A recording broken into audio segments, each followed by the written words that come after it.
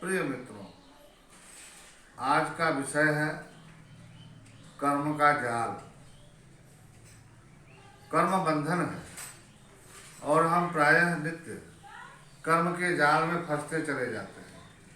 तो मुक्त कैसे हों, इसके लिए हमारे महापुरुषों ने 3 कदम सुझाए हैं, या उसको कहें 3 अवस्था बताए हैं। प्रायः हम जो कर्ता भाव में कर्म करते हैं वह तो है साधारण कर्म, वो हमें बंधन में बांधता ही है।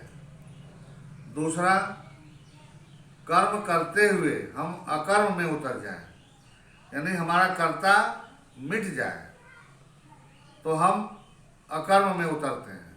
वह हमारे द्वारा किया गया अकर्म है। कर्म करते हुए भी हम कर्म नहीं करते हैं, क्योंकि हम सिर्फ देखने वाले होते हैं। सीधा हम कर्म में लिप्त नहीं होते। ये तो है अकर्म।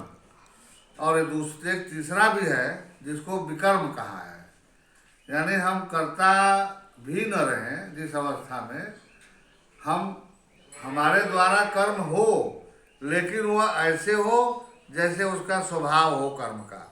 हम हो ही नहीं, हम हट जाएं उसमें से, बिल्कुल हम अकर्ता भी न रहें। जैसे उदाहरण के लिए हम भोजन लेते हैं, लेकिन भोजन हम लेते हैं, भोजन लेना हमारा कर्म है, लेकिन भोजन स्वतः पचता है। उस भोजन के पचने में हम कहीं भी नहीं हैं। यह है विकर्म।